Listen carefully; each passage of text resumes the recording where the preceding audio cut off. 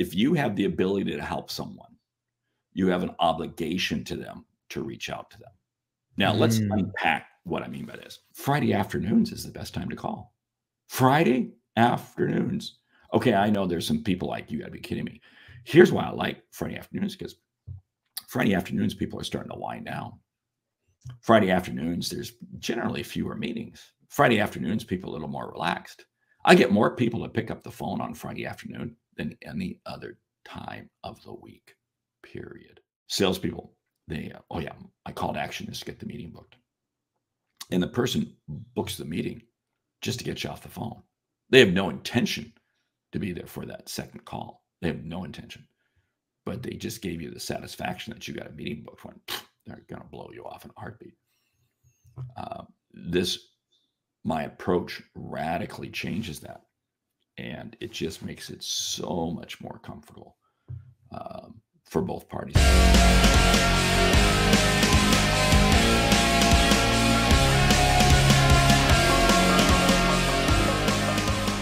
Are we ever in for a treat with Mark Hunter, the sales hunter, speaking to us today about what it looks like to be a professional seller, how to have a mind for sales, which is one of his books, how to become a high profit seller, a high profit prospector, which are two of his other books that he wrote. It's amazing that he made time for us when he travels like 230 days a year, right, Mark? So isn't it, you travel that much as a keynote speaker, right? Yeah, I'm all over the place. Fortunately, I moved here to Dallas. I used to do that all out of Omaha, which added about 30 or 40 days a year due to having to make overnight connections. So at least here in Dallas, it probably is now closer to about 210 days a year. But yeah, I'm still out there a lot. Last week was Puerto Rico. Next week will be South Carolina. This one of the few weeks I'm actually in town, because it was a short, we were recording this over Labor Day weekend, and, a little bit short. So what drives you to contribute at this level, to parade around the world and share a message to help sellers be more successful? I thought I saw something about helping people reach their potential and how sales is more than a job, more than a profession. It's really a lifestyle of helping people reach their potential. So tell us about what drives you in your mission. I have fun doing it. I mean, I absolutely have fun. There's not a day I don't wake up that I'm not enthused, because sales is a great profession. And I don't call it a profession, because I do call it a lifestyle, because all it is getting to hang out with people like you, Chris. I mean, that's what it's all about. Yes. And it's having conversations, and it's helping people. And how can we not get enthused about that? I firmly believe this: if I have enough conversations with enough people, my pipeline will be full. And it is full. It's always full, because I'm always having conversations.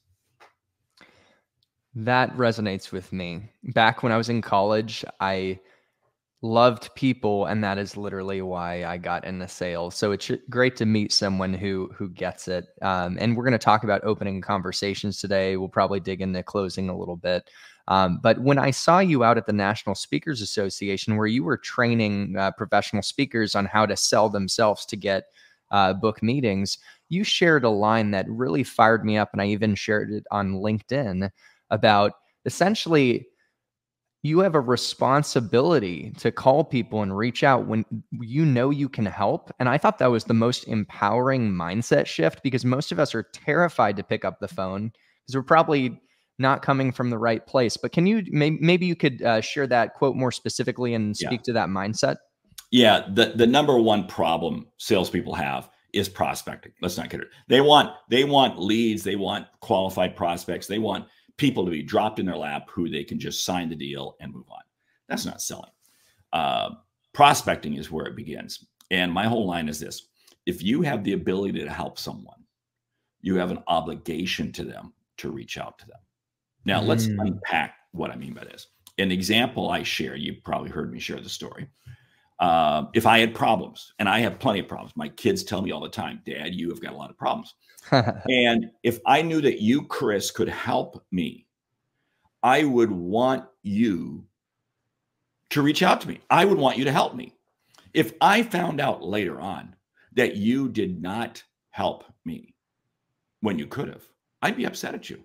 You see, we do we do customers a favor when we reach out to them. Now let's unpack this further, because it doesn't mean just randomly calling people, randomly emailing people. No, you know who your market is. You know who are the types of people you can help. And that's where you focus your time and effort. That's where you spend your day. That's where you spend your time. And those are people you can help. So you owe it to them. When years ago, I too was afraid of prospecting. That simple line has been ingrained in my brain for 30 years. And it has made all the difference in the world. Yeah. And when I shared it, again, I'm committed to amplifying your message, Mark, through this podcast. And just thank you for contributing to people like me just by what you stand for. When you shared it, man, it got me fired up, and I'm still fired up. And I'm going to take it into the day-to-day prospecting. And I know the audience who sees this will as well. So the question is, how do you build your belief in your ability to help? Maybe do you think some sellers, maybe they just haven't spent enough time to understand like the testimonials or really get a true sense of how the technology helps their prospects? And I'll throw one thing in there. It's maybe we're talking through a B2B tech sales lens, which I know you talk to all industries, so you get it. But say, what if it's like I started out at Oracle with the Oracle database, and it's like, you know what I'm saying? Like at first, I don't even know what the database is. So how do you build belief in those situations? Yeah. See, here's the big challenge. Salespeople spend too much time focusing on the product they sell. I want to focus on the outcome I create. And this is a disservice to the sales community. We hire new salespeople. What do? We indoctrinate them in the product. I want to indoctrinate them in the task of selling, the task of conversing. So what I want to do is this. I want to just have a conversation with you. What are the challenges you're dealing with?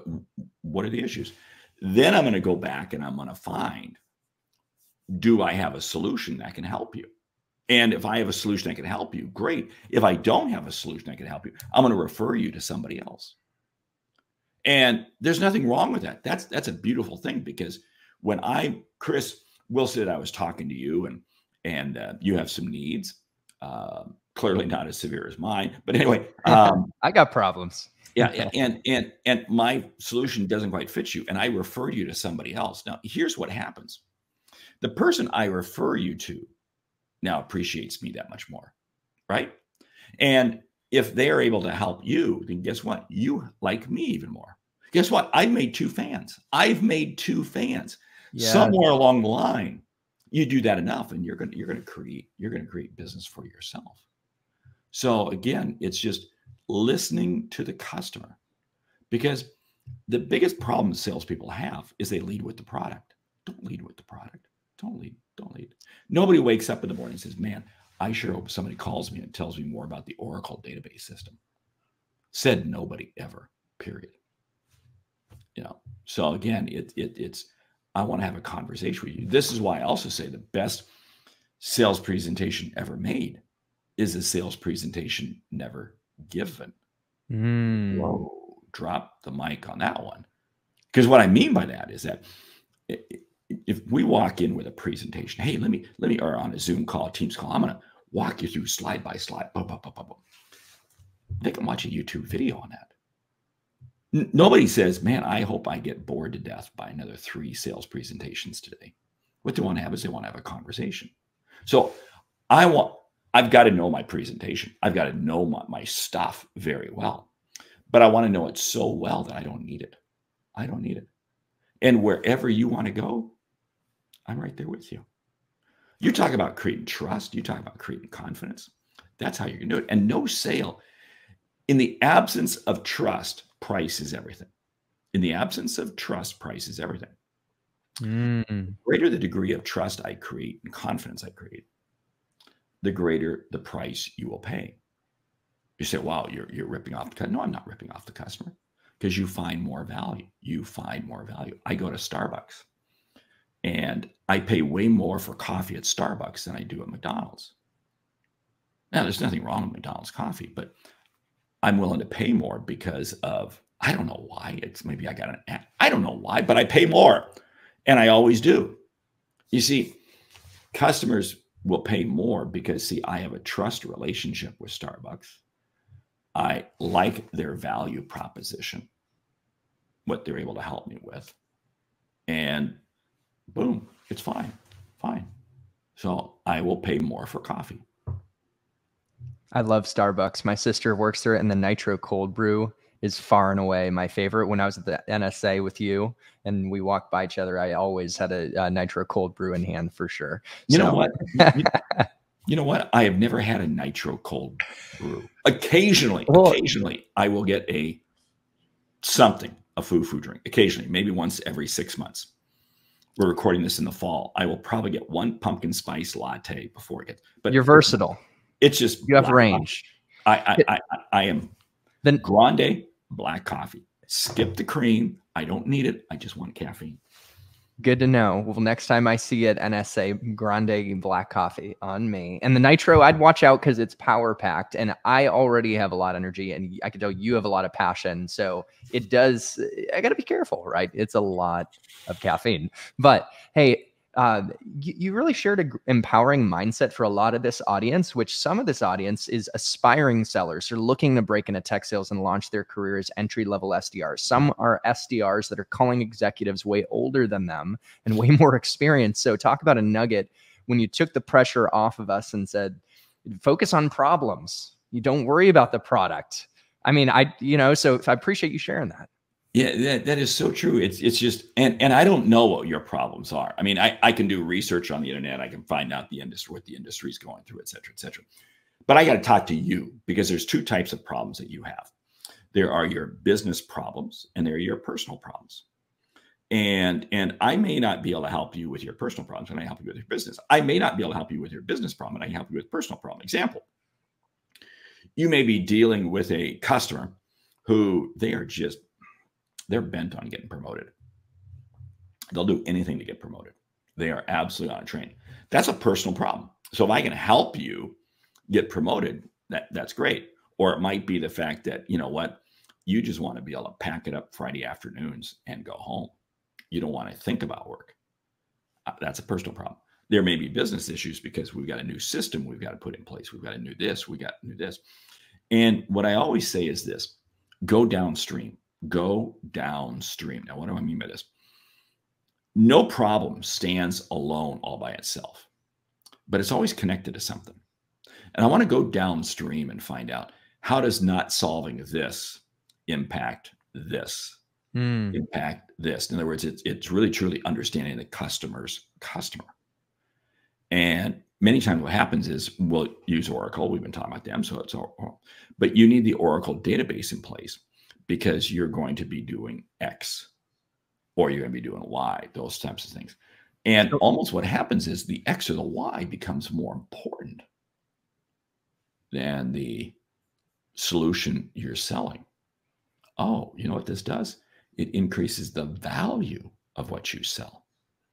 Because now the value, you see it just as this product, this service, but because it fits into this bigger picture, it suddenly is critically important. Critically important. Yeah.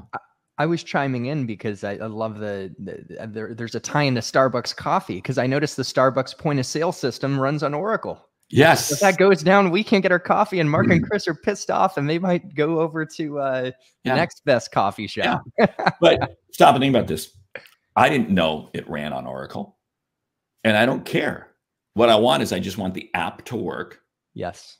And this is so funny, but my wife got a new phone. My wife got a new phone over the weekend, and she was so concerned. She said, "Did it migrate the apps? Are my points, are my Starbucks points still there?" She wasn't concerned about the money on the card, on the app. It was her points. It's like, yes, it all got migrated. Yeah, I'm glad she got her points, and that's exciting to get a new phone. That's technology. iPhones are so they're everything. And speaking of phones, maybe a good segue. Cold calling is a topic that a lot of people love. And you have a great YouTube channel, by the way. So guys, check out Mark's YouTube channel linked in the description of this video. But I noticed on YouTube, people want to search for cold calling. What are your thoughts on cold calling? Some people say it's dead. Some people say it's the best outbound channel. It's not dead. It's just how you want to call it, how you want to phrase it. Now, Do I believe it's cold calling? No, I don't. Because again, I'm going into a migrated list. In other words, I know that the 50 people I want to call fit the profile of my ideal customer profile. See, so is that a cold call? Well, yeah, it's a cold call to them, but it's a warm call to me. It's a warm call to me because I know that you are predisposed to probably be wanting what I have to offer. See, so this is the whole thing. Cold calling, there is nothing absolutely wrong with that. Nothing wrong with that. But it's getting it focused against, and it starts with understanding who's your perfect customer. If you can create an avatar as to who your perfect customer is, and then you build out from there. And what I find is this is what's absolutely crazy. Friday afternoons is the best time to call. Friday afternoons. Okay, I know there's some people like, you got to be kidding me. Here's why I like Friday afternoons, because Friday afternoons, people are starting to wind down. Friday afternoons, there's generally fewer meetings. Friday afternoons, people are a little more relaxed. I get more people to pick up the phone on Friday afternoon than any other time of the week, period. Wow. Especially calling senior level people. I love calling senior level people on Friday afternoons. I have some unbelievable conversations. Yeah. And what do? It just keeps moving the process forward. So they're maybe in a better mood because it's Friday? I think it's just, they're just a little more relaxed. They're a little more, they've got, it's just about beer 30 time. It's just, they're just about ready to kind of, and I don't know what it is, but I have found Friday, and especially if you have a customer that's about ready to buy, call them on a Friday afternoon, because many times they want to get that buying decision off their plate before the weekend. Boom. I love that. I close more deals on Friday afternoons than any other day of the week. Yeah, that's outstanding. Yeah. And so they're ready to buy because you've already been engaging with them and you've been in the cycle. And so you're making a call to get it over the edge, right? Yeah, I sell a lot of keynote speaking because that's what I do, but online training program, et cetera. So they make, this makes all sense. And we got to talk to some other people and yada, yada, yada, yada. But you can tell they're like, oh, they're so close. And you've tried some trial. Yeah. So you call them like, hey, you know what? I just wanted to reach back out to you because that challenge that you've got. I always, when I discuss a close or a price, I always preface it by restating the challenge, restating the problem, restating the difficulty that they have. Because then they realize, yeah, you're right. I do have to get this done. I do have to get this taken care of. And I say, great. Hey, let's go ahead and make it happen. I can get the paperwork over to you and we'll rock and roll. And I love it. it's very easy to close. It's very easy to close when you know the solution that the customer is looking for in terms of the problem they're trying to solve. It's very easy. Yeah. And don't make it complicated. This is, I run into this so many times. Land and expand. I love land and expand. I'm going to make it easy for you to buy from me. I'm going to make it really easy for you to buy from me. And then once you're in, I know I can impress you and then I'll expand. But if I come in with this whole big thing, you're going to go, wow, oh man, we got to talk to people. We got to talk this. We got to probably put this out to bid. We got to look at other people. And it's like, oh, no. Make it simple. Keep it simple. You'll close more deals that way. You'll close them faster and you'll have customers for life because they'll just keep buying more and more and more and more and more. I love your swagger. You're like, basically, let's make it happen. Let's rock and roll. Now, some younger sellers might not have the chutzpah to pull that off, but because you instated the problem, right, because because you know what the problem is, because you know what I wouldn't have chutzpah. Hi, would you buy from me? I don't know who you are, but would you buy from me? No. Yeah. No. But if I know that I'm going to make a difference in you, and again, this goes back to the whole simple thing that if I know I can help you, I have an obligation to reach out to you. Because my definition, let's back up the bus here a little bit. And let me share with you my definition of sales, which is also my definition of leadership. It's helping others see and achieve what they didn't think was possible. Think about that. You know, you see that in a great leader, you see that in a great salesperson. So I'm calling you up because I want to help you see and achieve what you didn't think was possible. Boom. Boom. I love doing that.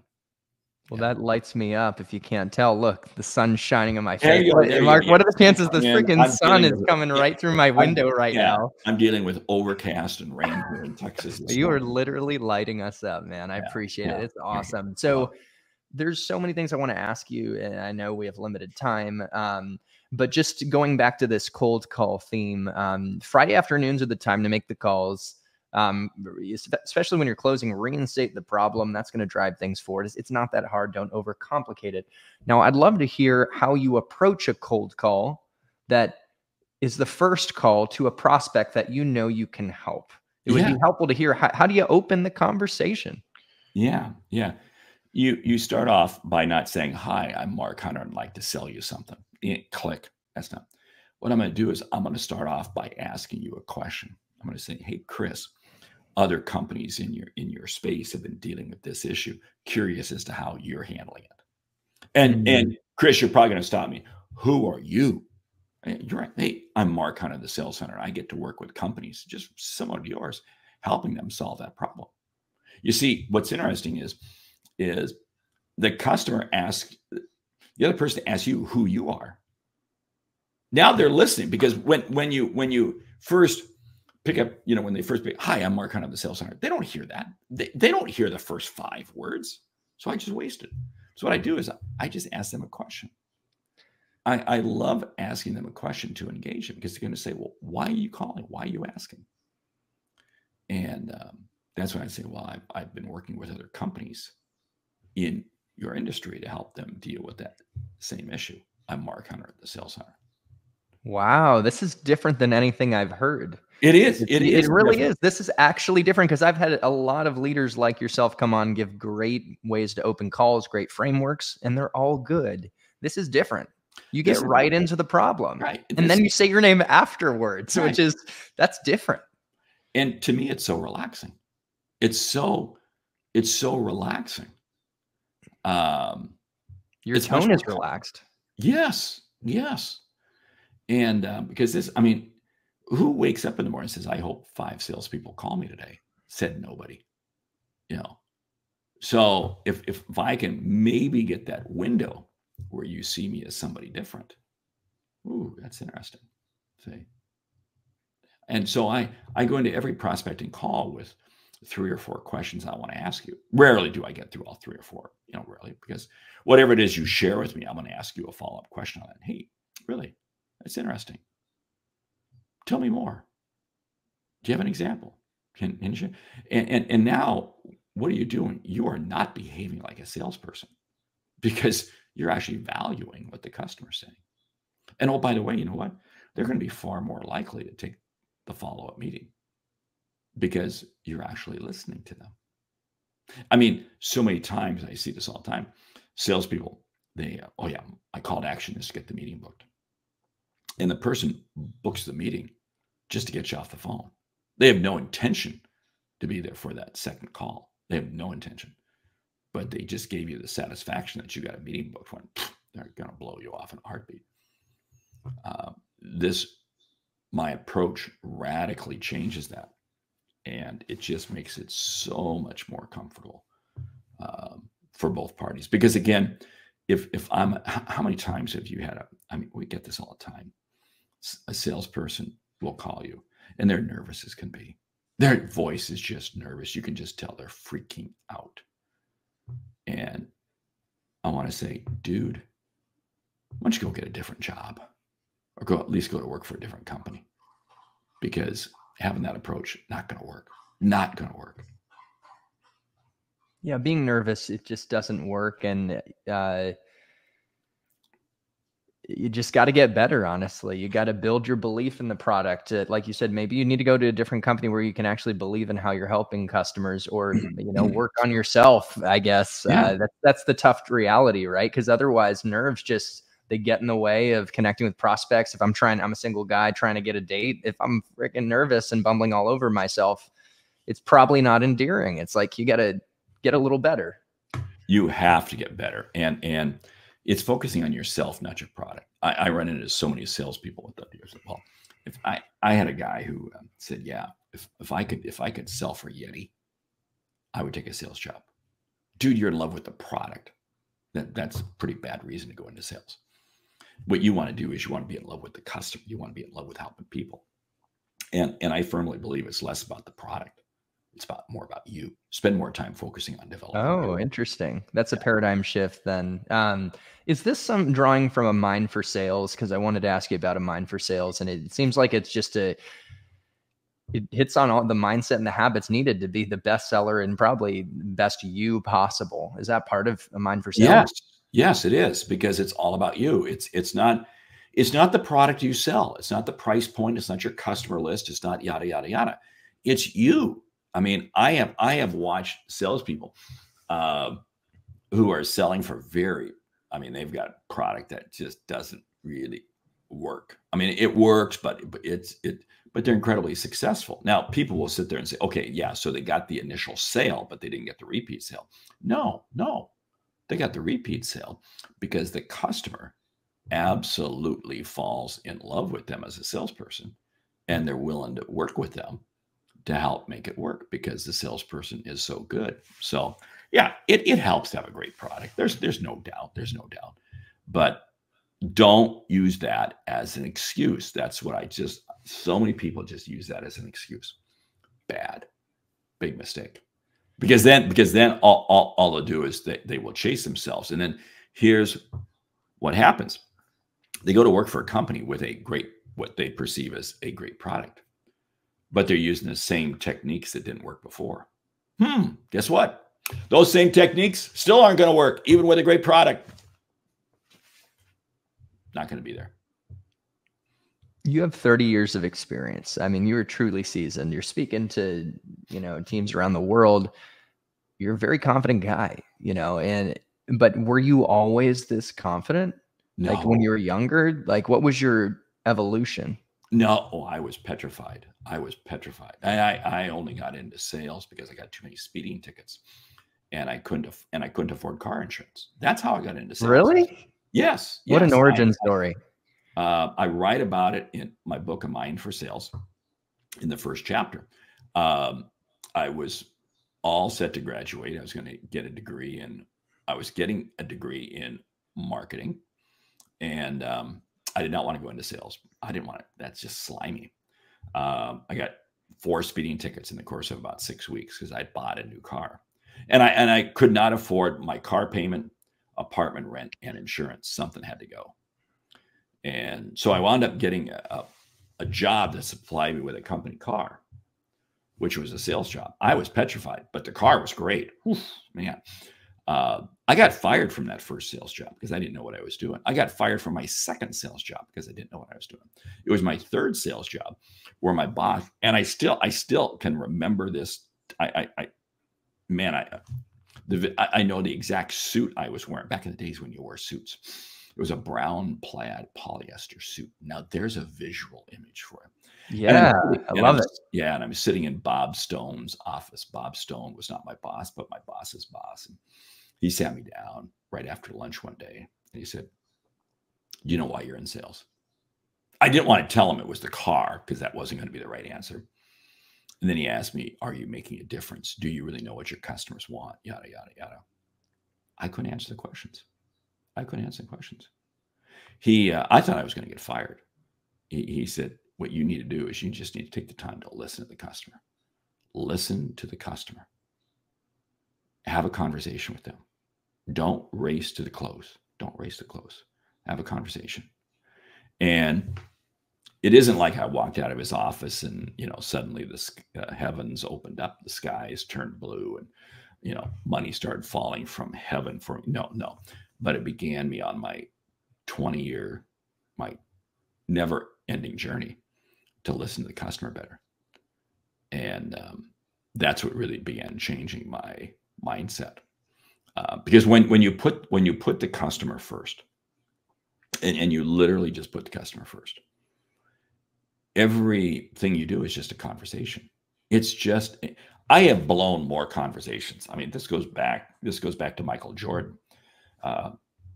Michael Jordan, is quick to admit it. I mean, he says, "Oh, look at the games you won with your last second shot." He says, "Yeah, look at the games I lost because I missed shots."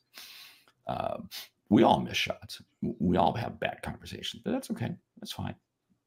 Next, move on. It doesn't faze me because nobody sits there and bats 1,000. Nobody. So my mindset, and here's the whole thing. When your mindset is fixated on two things: one, knowing you can help somebody, because what you've done is you've got a piece of paper there, you put down your clients, your customers, and you wrote down the outcomes you created, not what you sold them, the outcomes. Think about the person who sold the Oracle system to Starbucks. What was the outcome? The outcome was a vastly different customer experience because the app wasn't the database. It was the customer experience. Don't get Howard Schultz talking about that because he says that's the nemesis of the company. But we'll save that for a separate episode. Anyway, here's what it's about. So if I can understand the outcome, focus in on that. And then two, it's just having a mindset of gratitude, being thankful. Every morning I take a few minutes and I go, okay, who are the people who I'm going to be in contact with today?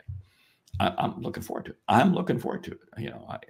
I got 5 or 6 calls after this call, and we'll be talking. I'll be talking to people, and I'm looking forward to each one. And I have a sense of gratitude for what is working right. I have ups and downs in my business all the time, but I don't allow the downs to overpower me because I know the sun's still going to come up in the morning. The sun is still going to, back in my old corporate days, I've been doing this about 22 years now, 23 years. I don't know, something like that. Back in my corporate days, I was director of sales for a Fortune 200 company. And people would walk into my office with this, major problem. And what are we going to do? What are we going to do? And I go, hold it, stop. Nothing we do here is going to change the course of mankind. Nothing. The sun will still come up in the morning. Just relax. Just relax. And this is where salespeople get in trouble because they get short-term focused. You got to stay long-term. You got to play the long. When you play the long game, it's amazing at how much better everything goes. Because there'll be down days, but that's fine.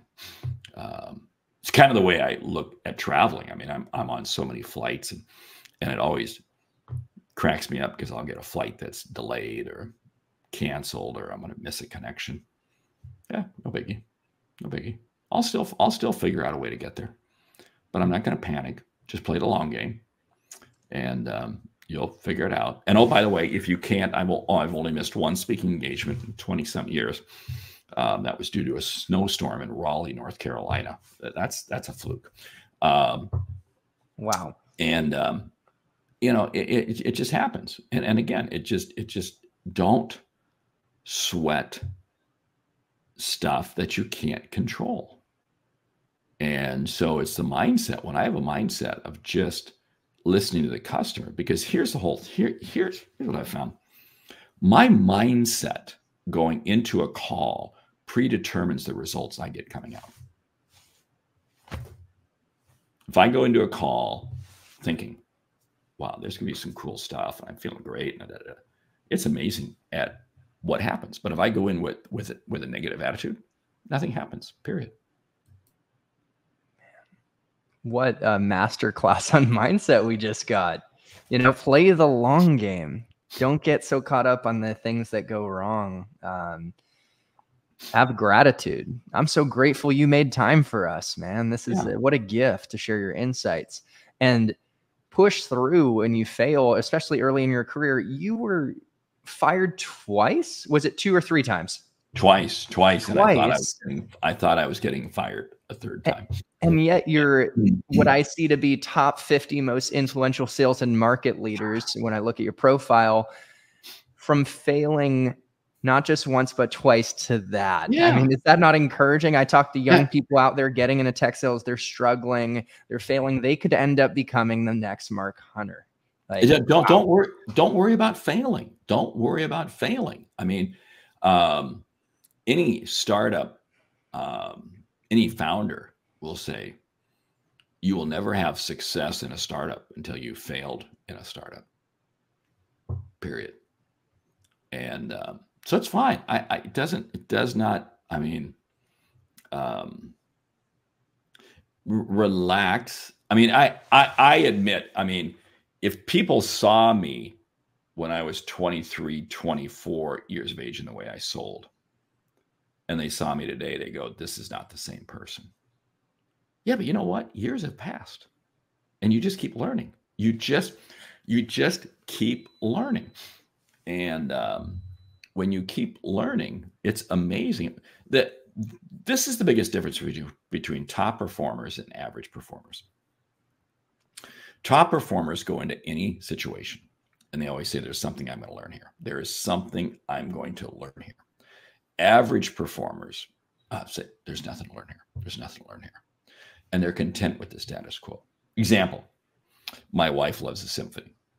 And yeah, I enjoy the symphony. I'm not nearly as passionate as she is about it. But I go to the symphony, and there's always something I'm going to learn. I'm going to watch how the conductor engages the audience, how the conductor does something. I'm going to learn something. Because again, there's always an ability. I wish I could get my wife to do that about football. So, I can't wait for football season to start up, man. You pumped? Anyway, so I mean, it's just, but this is the whole thing that if you go in with an attitude of learning and never being shy. Charlie Munger passed away here just little less than a year ago, 99 years of age. And of course, he was the sidekick to Warren Buffett. And I'll never forget, he was being interviewed by Becky Quick on CNBC. It was Charlie Munger, Warren Buffett, and Bill Gates, probably about 10 years ago. So, you know, Charlie was 88, 89, we'll say. And Becky Quick asked each of them, what book are you reading? What books are you reading?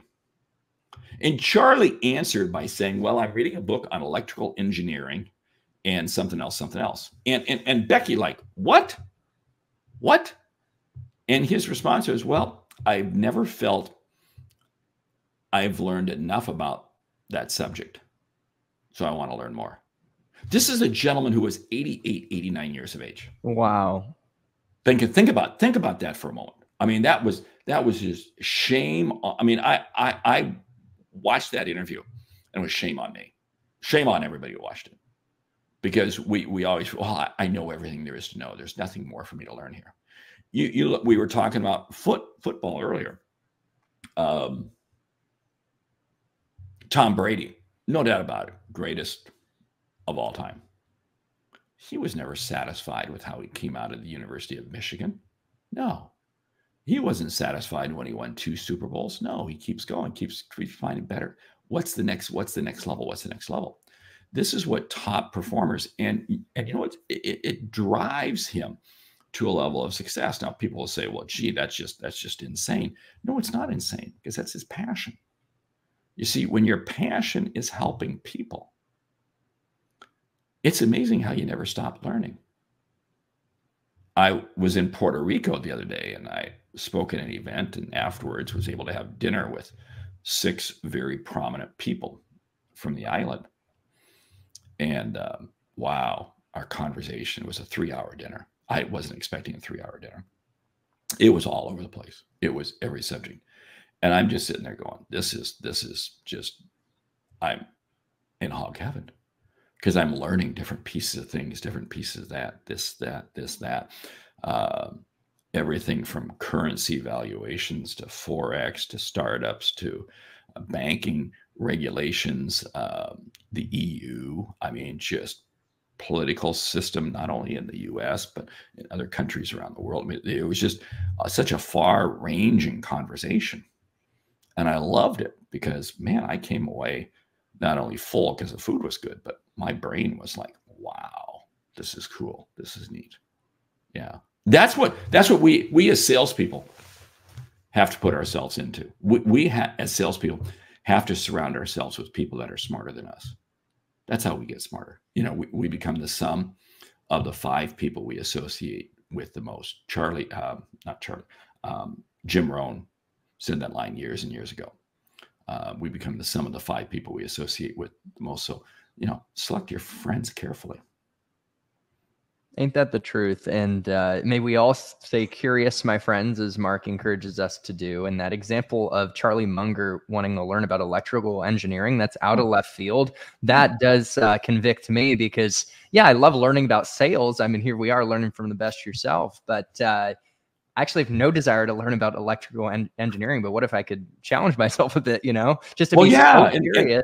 And this guy's 88, 89 years of age. Excuse me. You know, Charlie, you can take a pass on that if you want. No. Yeah. And who we surround ourselves with is so important. My good buddy, Jay, who's also been in technology sales, he's around my age.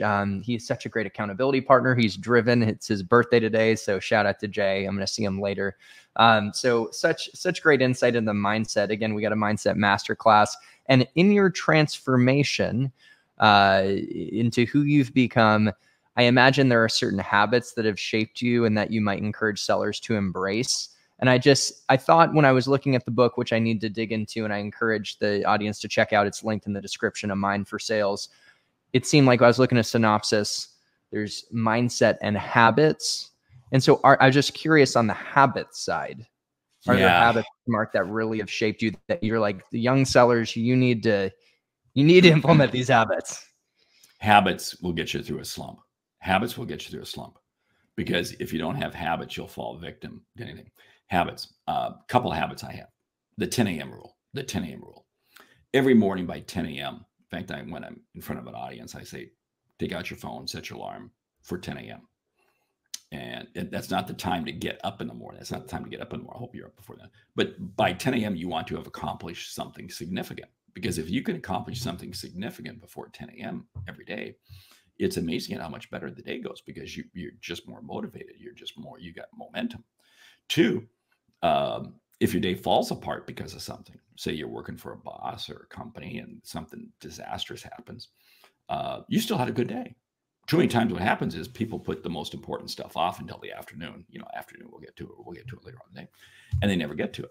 And then what happens is, well, we'll get to it tomorrow. Well, tomorrow never comes. Tomorrow never comes.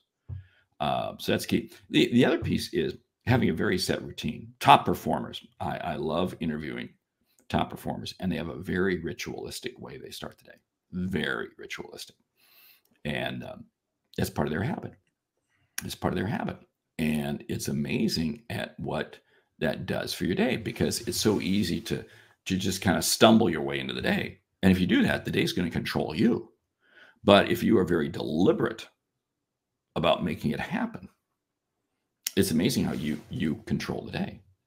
So I encourage everybody to have a very set list of habits. And, you know, for me, I mean, I get up in the morning, I do my weights. Every day I do my weights. I run about every other morning. I spend time reflecting on what are my goals. I spend time reflecting on the people I'm going to meet. I spend time in a quiet time. For me, it's reading my Bible and just spending a few minutes. But it's a very deliberate way that I spend. If I'm not running, it's about 60 minutes. If I am running, it's probably about 90 minutes. But it's a very deliberate pattern. It means I also get up at the same time. I get up at 4:45 every morning, period. 4:45. Wow. And I like that time because it just allows me to get so much more done. I mean, we began recording this at 8 o'clock Central Time. And I've got a call right after this. And then I've got another call. But I've already accomplished something significant. I got that done between about 6:45 and 7:45 this morning. And so I'm feeling good. I've already had a great day. Let's go. Yeah. Let's go. Yeah.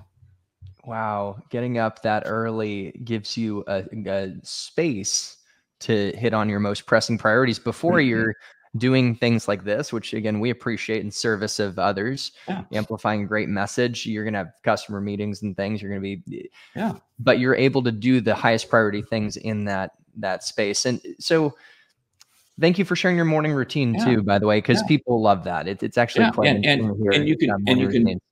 and you can jump out to my website. I've got a whole list. I got a whole bunch of different checklists that you can get, but I put that in there. I also put it in my book of Mind for Sales, because I firmly believe if you start the day off right, it's the same thing with Mondays. If you start off Mondays right, it's amazing how much better the day goes. I mean, how much better the week goes. It's just you have to be very top performers. I had a guy share with me, unbelievable what this guy makes. And I've had a chance to coach him for several years. And it's funny because he pays for his coaching out of his own pocket. He says, my company won't pay for it, but it's worth paying me for it. That's a whole separate piece. But That's powerful. he says, I'm the most boring individual. And I go, yeah, you are. He says, and he says, because I know every day at 10 a.m. I'm doing this, every day at 11 a.m. I'm doing this, every day at 9 a.m. I'm just, everything is a repetition. Success. That's why I recommend the book Atomic Habits by James Clear. Yeah. Habits is what success is built on. Habits. And he just freely says, and it's funny because six years ago now, this guy was not even close to being a top performer.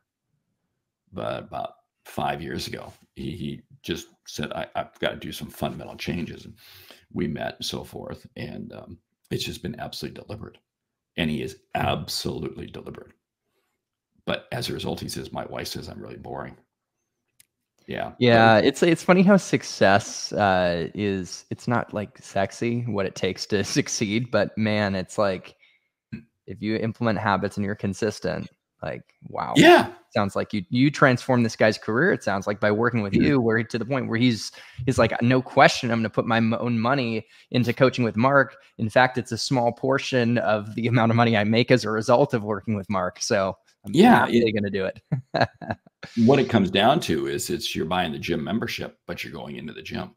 Too many people buy the gym membership and they don't do it. I have a very set repetition of weights I go through every morning, very, very specific. And I never cut a corner. I never cut a corner. It's the repetition. It's the repetition. Regardless of how busy the day is, I'm not going to cut, because once I start cutting it, instead of doing X number of reps, X number of curls, whatever, I'm going to cut it down because I don't have time. No, do it. Because once you start cutting corners, this is what happens to salespeople. Early on in sales, you go into every sales call very prepared, and then you start winging it. Well, let me tell you something. Wings are what you eat. Don't start winging it. That was a bad pun. That was a lame attempt. No, I thought it was funny. Like I'm a walking dad joke, and I like really appreciate that. So I mean, it's just, yeah. So anyway, you got to. And by the way, Mark, we're not going to forget that with that metaphor. So don't wing it. You're probably not. Only you can eat wings, but don't wing it in sales. So, yeah. so Mark, by the way, I want to manage the time because I'd like two more questions on high profit selling and what that means. But it's 8:49 Central time. Yeah. So when did you had some? I've got 6 more minutes. So 6 more. Okay, cool. That's just enough to talk about the theme of. I just think it's so cool. High profit selling. Your sales strategies don't just help companies and individuals drive top line, but the bottom line, drive profit. So there's a difference, right? Like, and I'd love to hear your thoughts on what high profit selling is about. Yeah. High profit selling is about not compromising on price because you're selling value. Remember, in the absence of trust, price is everything. If you take enough time to develop the relationship, you're going to get the price that you want. And remember, nobody buys anything. Nobody buys anything. They're investing. I don't care. I don't care. You're going to meet somebody for lunch. You're investing in that lunch. You might be going to Costco or Walmart or whatever. You're investing because you're looking for stuff.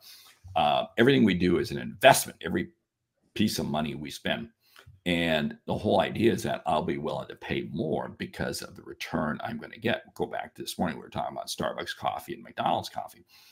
And there's a Starbucks and a McDonald's, both real close to my house. I just don't even turn into the McDonald's. I turn in turn it into Starbucks because of the value proposition. And high profit selling is about being confident in walking away. And one of the ways that I love doing this is I love sharing with people. You may have a new customer, and what you're going to do is you're going to present to them the ultimate offer. You're going to present to them the most amazing price. I mean, it's just, this thing is so expensive, it's unbelievable. And you let them choke all over it. And then you put in front of them the more moderate one, which is really the one that you wanted, which is the one you felt is right for them anyway. And what's interesting is because the power of contrast, they'll suddenly take that middle one without objecting about the price. See, power of contrast is so cool.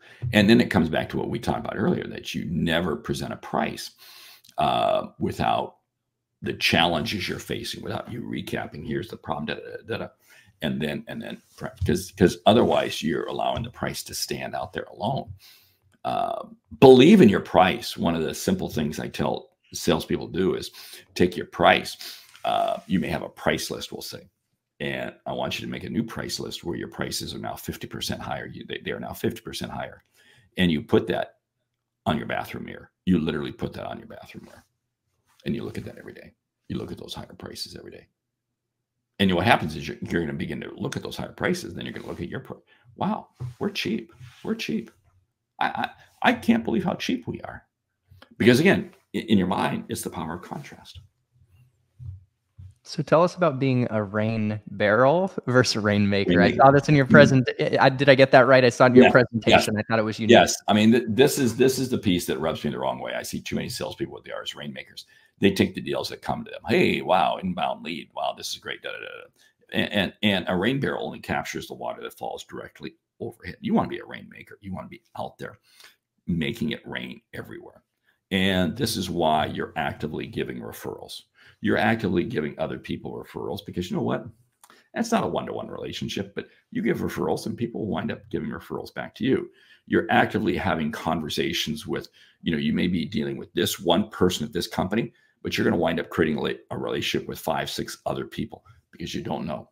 You're going to be continuously having more. The conversationalist becomes the rainmaker. They're having so many conversations out there. I run into this all the time.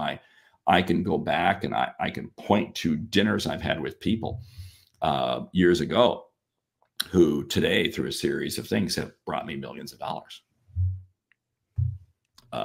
Just because it's a relationship. And then you're helping them. Zig Ziglar always said the best way for you to achieve your goals is to help enough other people achieve their goals. And, again, that's what makes sales fun. Sales to me is not work. I mean, I can't believe I used to think it was slimy. I don't think it's slimy at all. I think it's a very noble profession because all I'm doing is helping people. Well, that's a great way to end the conversation. Help more people get what they want and we get what we want in return. We're all a little better off. And cheers to all of us being rainmakers that Mark described, having great conversations, including great conversations like this. Mark, thank you so much for your time, your passion, your insight, your inspiration.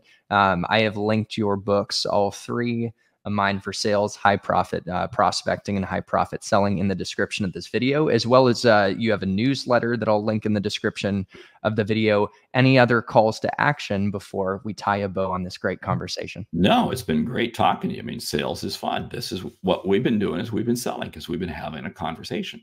Hopefully we've stirred the audience and to achieve, because again, if we don't impact others to achieve excellence, we haven't done our job. Amen.